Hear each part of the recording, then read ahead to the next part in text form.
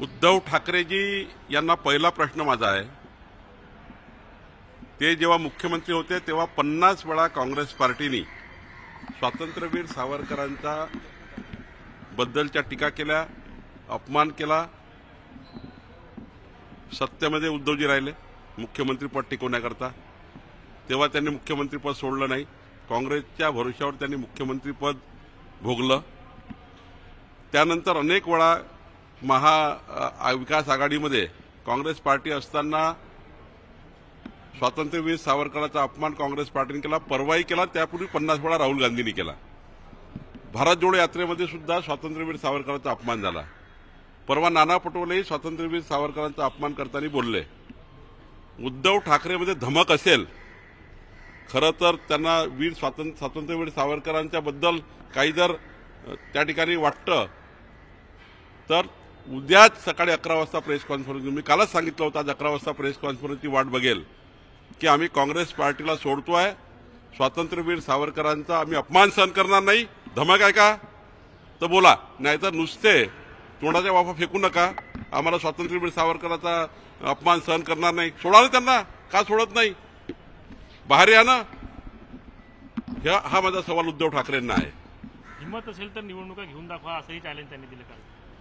अहो, ज्या उद्धव ठाकरेंना कधी लोकसभा आणि विधानसभा लढता आली नाही, जनतेतनं एकतर निवडणूक उद्धव ठाकरे लढले का? बॅकडोर एंट्री केली आहे त्यांनी सभागृहामध्ये. ज्यांना निवडणुकीत माहीत नाही, ज्यांना विधानसभा लोकसभा कधी लढली नाही, जनतेमध्ये कधी मतं मागितले नाही, त्यांनी कशाला निवडणुकीच्या गोष्टी करता? खरं तर निवडणूक ज्या दिवशी येईल त्या दिवशी कळेल त्यांना काय परिस्थिती होईल. आणि त्यामुळं ज्यांना निवडणूक लढण्याची सवय नाही त्यांनी निवडणुकीची गोष्ट करू नये. वेळेवर निवडणुका होणार आहे. लोकसभा 48 आम्ही जिंकणार आहोत आणि एकनाथ शिंदे देवेंद्रजींच्या समन्वयाने मोदीजीच्या नेतृत्वात 200 विधानसभा आम्ही जिंकणार आहोत. काही काळजी करू नका. तुमच्या आडनावावरनी त्यांनी टीका केली की मिंदे गटाला म्हणजे शिंदे गटाला 48 नव्हे तर किमान 52 तरी जागा द्या, आणि दुसरं म्हणजे 152 कुळ आली तरी आम्हाला उद्धव ठाकरेंना हलवू शकणार नाही, असं सुद्धा त्यांनी चॅलेंज दिली. उद्धव ठाकरेजींनी माझ्या कुळाचा उल्लेख वारंवार करतात आहे. 3दा उल्लेख केला उद्धव ठाकरेजींनी. कधी 52 कुळे म्हटले, कधी 152 कुळे म्हटले. माझ्या कुळाचा उल्लेख केल्याने उद्धव ठाकरेचं फ्रस्ट्रेशन जात आहे, तर चांगलं आहे. दुसरं, आमचं कुळ हिंदुत्ववादी आहे. तुम्ही आपलं कुळ डुबवलाय. तुम्ही हिंदू हृदय सम्राट बाळासाहेब ठाकरेंनी ज्या पद्धतीने ठाकरे कुटुंबाला उंची दिली, त्या कुळाला उंची दिली, ते कुळ तुम्ही डुबवलाय, कुळ डुबवलाय. तुम्ही गोष्टी करू नका. 52 कुळे आणि 152 कुळे किती तुम्ही जर चॅलेंज केले, शेवटी 13 कोटी जनता ठरवणार आहे. आणि त्यामुळं जरा आपल्या जे स्वातंत्र्य माननीय हिंदू हृदय सम्राट बाळासाहेब ठाकरे यांचा जरा त्यांच्या इतिहासाचा विचार करा, त्यांनी केलेल्या कामाचा विचार करा. आणि तुमचं कूळ तुम्ही डुबवताय, तुमच्या कूळ त्या ठिकाणी डुबताय. तुम्ही ठाकरे परिवाराचं नाव त्या ठिकाणी उद्ध्वस्त करण्याचा प्रयत्न करताय, हे तुम्ही लक्षात घ्या. सावरकर प्रश्नावरती या ठिकाणी असं म्हणणं आहे की 2 पक्ष वेगवेगळे आहे आणि 2 पक्षांच्या विचारधारा वेगवेगळ्या आहे. नाना पटोले असं म्हणाले की आमचा या संदर्भामध्ये सावरकर हा विषय वेगळा आहे आणि 2 शिवसेना, ठाकरे गट आणि काँग्रेस हे 2 पक्ष वेगवेगळे आहेत. नाही, हे तर नौटंकी आहे ना. जनतेमध्ये जाहीर सभेत बोलायचं का आम्ही स्वातंत्र्यवीर सावरकरांचा अपमान सहन करणार नाही. ठाकरेपणा दाखवायचा, दाखवा ठाकरेपणा. सोडा काँग्रेस पार्टी. रोज अपमान करतायत ना, रोज अपमान करताय बाबा, रोज अपमान करताय. राज्यातले नेते अपमान करताय, राहुल गांधीजी अपमान करताय. सोडा ना ठाकरेपणा दाखवा जरा. तुम्ही या त्यातनं बाहेर. मानू तुम्हाला. हिंदू हृदय सम्राट बाळासाहेब ठाकरेजींनी ठाकरेपणा दाखवला होता. स्वातंत्र्यवीर सावरकरांच्या विरुद्ध बोलले तेव्हा. तुम्ही ठाकरेपणा दाखवा जरा. अशा सभातनं वल्गना करू नका. कालच्या सभेत तुम्ही बोलले आहे, तुमच्या धमक असेल सोडा काँग्रेस आणि या बाहेर. संजय राऊत यांनी कालच्या राज ठाकरे आणि मुख्यमंत्र्यांच्या भेटीवर खोचक टीका केली आहे. सदू-मधू एकमेकांना अश्रू पुसायला भेटले असं त्यांनी म्हटलं. संजय राऊतांना तर कोणी सिरियस घेत नाही, त्यामुळे त्यांच्यावर बोलणे काही मी योग्य नाहीये.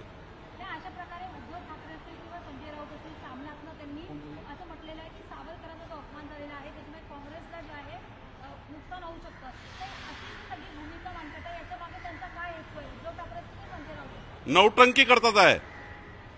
चोराला चोर करा, शावाला हुशार राहा. म्हणजे चोराला चोरी करायला लावतात, शावाला हुशार राहा लावतात. पण तुझ्याकडे चोरी होणार आहे आणि चोराला म्हणतात चोरी कर. अरे बाबा, तुम्ही ठरवा नाही काहीतरी. स्वातंत्र्यवीर सावरकरांचा अपमान करणारे तुम्हाला चालत नाही आहे. त्यांच्या वर्षावर तुम्ही 2.5 वर्ष खुर्चीवर होते, तुम्ही तेव्हाही सोडलं नाही. सभागृहात अपमान केलाय, सभागृहाच्या बाहेर अपमान केला. तुम्ही खुर्ची टिकवण्याकरता, मुलाचं मंत्रिपद टिकवण्याकरता तुम्ही त्यांना त्यांच्या मांडीवर जाऊन बसले आहे. आणि तुमच्यात हिंमत असेल सोडा ना, काँग्रेस पार्टी सोडा. आज आम्ही पूर्ण महाराष्ट्र, मी तुमचं अभिनंदन करेल. मी उद्धव ठाकरेचं अभिनंदन करेल, जाहीर अभिनंदन करेल की स्वातंत्र्यवीर सावरकरांच्या विषयावर उद्धव ठाकरे यांनी काँग्रेसला त्या ठिकाणी बाजूला केलं. मी जाहीरपणे उद्धव ठाकरेचं अभिनंदन करेल. नाही, भाजपचा संबंधच येत नाहीये. तुम्ही एका भूमिकेवर आहे ना, स्वातंत्र्यवीर सावरकरांचा अपमान झाला, सहन करणार नाही. तुम्ही सहन करतायत ना, म्हणून त्यांच्यासोबत आहे. तुम्ही रोज सहन करताय. तुम्ही हिंदुत्व सोडलाय, तुम्ही स्वातंत्र्यवीर सावरकरांचे विचार सोडलाय, म्हणून तुम्ही त्या ठिकाणी त्यांच्यासोबत आहात. तुम्ही जर धमक असेल तर निघा बाहेर. मी तुमचं अभिनंदन करेन. संजय राऊत म्हणतात आहे की भाजप डरपोक आहे आणि समोरासमोर येऊन लढा. तो फुसकी फटाका आहे संजय राऊत, त्यामुळे त्याच्याबद्दल काही मी बोलणार नाही. संजय राऊत यांनी असंही म्हटलं की राहुल गांधी यांची भेट घेऊन त्यांना या सगळ्या बाबतीत आम्ही आमची भूमिका मांडून समजावून सांगू. काय समजून सांगायचं? तुमची भूमिका क्लिअर आहे ना. स्वातंत्र्यवीर सावरकरांचा अपमान तुम्हाला मान्य नाही ना, करा ना, घ्या ना प्रेस कॉन्फरन्स, सोडा ना त्यांना. कशाला समजावू, कशाला काही करू? 50 वेळा अपमान केला, आता पण समजावलं नाही. 2.5 वर्षात 50 वेळा अपमान केला. 2.5 वर्षात काही राहुल गांधीची तुमची भेट झाली नाही? 2.5 वर्षात संजय राऊत राहुल गांधीला भेटले नाही आहे का? रोज मांडीला मांडी लावून बसताना रोज समजावत नाही का तुम्ही त्यांना? आता खोटारडेपणा पुन्हा, आम्ही त्यांच्याकडे जाऊ, त्यांना समजावू, त्याच्याशी बसू. अरे किती दिवस महाराष्ट्र तुमचा ऐकणार आहे? कोणी ऐकणार नाहीये. संभाजी महाराजांनी जाहीर केलाय, पक्ष काढलाय त्यांनी, छत्रपती संभाजी महाराजांनी पक्ष काढलाय, त्यावर तुमची प्रतिक्रिया काय? भाजप त्यांना माझ्या शुभेच्छा आहेत. तिन्ही पक्ष एकत्रित येऊन आंदोलन करणार आहेत राहुल गांधी यांची खासदारकी रद्द केल्याच्या विरोधामध्ये.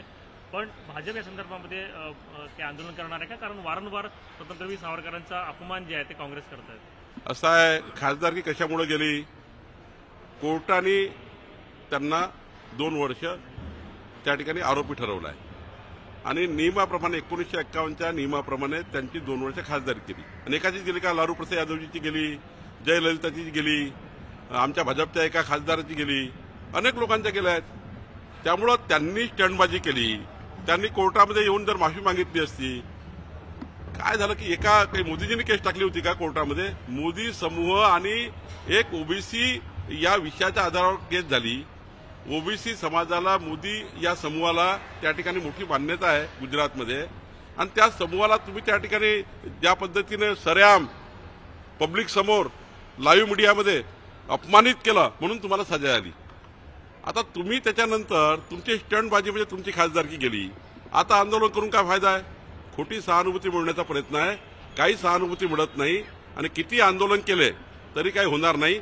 पण ओबीसी समाज राहुल गांधीला माफ करणार नाही, काँग्रेस पार्टीला माफ करणार नाही, राहुल गांधीला महाराष्ट्रात फिरू देणार नाही. तुम्ही ओबीसीची माफी मागावी अशी तुम्ही मागणी केली होती. दुसरीकडे विजय वडेट्टीवार यांनी म्हटलेलं आहे की नीरव मोदी असतील किंवा ललित मोदी असतील यांनी सर्वसामान्यांचे पैसे जे आहेत ते बुडवलेले आहेत, त्यामुळे ही केस नीरव मोदी, ललित मोदी, माननीय नरेंद्रभाई मोदीवर नव्हती. तुम्ही समजून घ्या. ही केस मोदी समुदायाबद्दल बोललं गेलं होतं आणि मोदी समुदाय मोठ्या प्रमाणात ओबीसी मध्ये, पिछडा जातीमध्ये येतो आणि केस दुसऱ्याने केली. मोदी समूहामधील एका व्यक्तीने केली आहे, मोदीजींनी नाही केली आहे ही केस. आणि त्यामुळे मोदीजीच्या एका समूहाने केस केली आणि त्यांनी सांगितलं की मोदी समूहाला तुम्ही नीरवबद्दल बोला ना, काय बोलायचं तुम्ही बोला ना, त्याच्याबद्दल काय बोलायचं, ललितबद्दल. पण तुम्ही डायरेक्ट मोदी समूहाबद्दल त्या ठिकाणी विधान केलं, म्हणून कोर्टाने तुम्हाला दोषी ठरवलाय. तुम्ही दोषी आहात आणि म्हणून तुम्हाला त्या ठिकाणी ओबीसीचा अपमान केलाय. म्हणून महाराष्ट्रात तुम्हाला मात्र फिरू देणार नाही आम्ही. हिंदी में उद्धव ठाकरे ने कल किस तरह से कहा सावरकर के बारे में कांग्रेस में आने अपनी बातें जो है वो पीछे लेनी चाहिए, सावरकर के बारे में फिर भी अनाप शनाप बातें जो है वो सुनी नहीं जाएगी. इस बारे में उद्धव ठाकरे का संजय राउत ने भी कहा. उद्धव ठाकरे, संजय राउत जी नौटंकी कर रहे हैं. जब उद्धव ठाकरे महाविकास आघाड़ी में गए भारतीय जनता पार्टी को छोड़कर, तब उद्धव ठाकरे जी जब सीएम बने, उसके बाद राहुल गांधी जी ने बार बार सरेआम स्वातंत्र्यवीर सावरकर जी का अपमान किया. महाराष्ट्र में भी किया, भारत जोड़ो यात्रा में, दिल्ली में भी किया, सब तरफ किया. और जब वो अपमान कर रहे थे, बार बार आलोचना कर रहे थे, तब उद्धव ठाकरे कुछ नहीं बोल रहे थे, क्योंकि उनका चीफ मिनिस्टर, उनका बेटा मिनिस्टर, ये उनको चाहिए था, तब उन्होंने छोड़ा नहीं। अब जब वो सत्ता से गए तब जाके रास्ते पे आके बोल रहे हैं कि हम ये सहन नहीं करेंगे स्वातंत्रवीर सावरकर जी का अपमान। हिंदू हृदय सम्राट बाला साहेब ठाकरे जी ने समय जब स्वातंत्रवीर सावरकर का अपमान हो रहा था तो हिंदू हृदय सम्राट बाला साहेब ठाकरे जी ने सीधी भूमिका ली थी कांग्रेस के बारे में।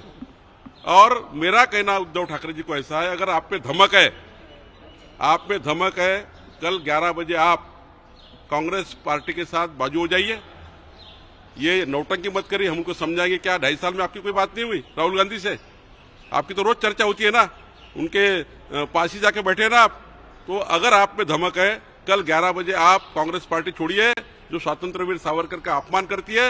मैं आपको खुले रूप से आपका अभिनंदन करूंगा, भारतीय जनता पार्टी का अध्यक्ष करके आपका अभिनंदन करूंगा, खुले रूप से करूंगा। आंदोलन जो शुरू है, आंदोलन शुरू रहेगा जिस तरह से आंदोलन जारी था राहुल गांधी के खिलाफ ओबीसी के मुद्दे पर। देखिए, राहुल गांधी जी का जो मुद्दा है, ये कोर्ट ने उनको सजा दी है और कोर्ट में कोई मोदी जी नहीं गए, नरेंद्र मोदी जी कोर्ट में गए क्या? जो वडेट्टीवार कहते हैं, नीरव मोदी, ललित मोदी, इनके नाम लेकर क्या बोलना है बोलिए ना। आपने जो सभा में राहुल गांधी जी ने मोदी समुदाय जो पिछड़ा जाति में आता है और बड़ा समाज है गुजरात में, उसके ऊपर टिकना की, ओबीसी समाज पर टीका की है। अब ओबीसी समाज पर जब टीका की तब कोर्ट ने आपको सजा दी और नियम से आपको, घटनात्मक नियम से आपको निलंबित होना पड़ा। अब इसमें हमारी क्या गलती है? हमारी गलती है क्या? तुम कुछ भी बोलेंगे, मोदी सबको गाली देंगे, ओबीसी समाज को गाली देंगे। महाराष्ट्र में राहुल गांधी को हम ओबीसी समाज घूमने नहीं देगा। ओबीसी का अपमान किया राहुल गांधी जी ने। आपको चैलेंज दिया है कि भाजपा ने चुनाव लेकर दिखाया और आपके सरनेम के ऊपर टिप्पणी भी की उन्होंने। देखिए, मेरे कुल का उद्धार लेकर, कभी 52 कुले कहते हैं, किसी 152 कुले कहते हैं, मेरे कुल का उद्धार लेकर अगर उद्धव ठाकरे जी को समाधान होता है, उनको अच्छा लगता है, उनके हार्ट की शांति होती है, तो नक्की मेरे कुल का उद्धार करिए। लेकिन मैं आपको, जो चुनाव की बात रही, मेरे कुल की बात रही, मैं आपको दावे के साथ और चैलेंज करता हूं, उद्धव जी कभी आप चुनाव लड़े, कभी कोई विधानसभा लड़े? चुनाव की बात आप करते, आपको शोभा आता है बात करना? आप कभी चुनाव लड़े नहीं, लोकसभा लड़े नहीं, विधानसभा लड़े नहीं, आप बैकडोर एंट्री करके हाउस में आए हैं। कभी चुनाव लड़के दिखाइए ना, कभी चुनाव लड़के दिखाइए, बाद में चुनाव की बात करिए। चुनाव समय पे होंगे। हमारे मोदी जी के नेतृत्व में हम महाराष्ट्र में 48 सीट जीतेंगे। एकनाथ शिंदे जी, देवेंद्र फडणवीस जी के समन्वय से हम काम करेंगे और महाराष्ट्र में 288 से 200 एमएलए हम जीतेंगे। दोनों के साथ एकनाथ जी, देवेंद्र जी ठहराएंगे। मैं दावे के साथ कहता हूं, उद्धव जी आप जरा चुनाव लड़िए, तब हम देखेंगे कि चुनाव की क्या बात होती है। आपको चुनाव के बारे में बोलने का अधिकार नहीं है। पण जर उद्धव ठाकरेंनी काँग्रेसला सोडचिठ्ठी दिली तर तुम्ही साथ घालणार का, परत एकत्र येणार होती? नाही, मला त्याच्याबद्दल काही बोलायचं नाही, एवढंच बोलेल, उद्धव ठाकरेजींनी जर उद्या काँग्रेसला बाजूला केलं तर मी त्यांचं जाहीर अभिनंदन करेल।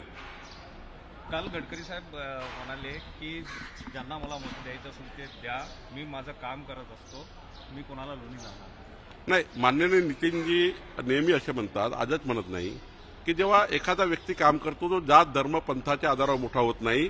नितीनजीनं असं म्हटलं, शेवटी आम्ही तुमच्याकडे जेव्हा मत मागायला येतो, मताचं कर्ज मागायला येतो, तेव्हा आम्ही आमचं काम पाहून तुम्ही मतदान करा। शेवटी मतदाराचा अधिकार असतो। नितीनजीचा बोलण्याचं तात्पर्य असं असतं की मतदार हे निर्णय घेत असतात।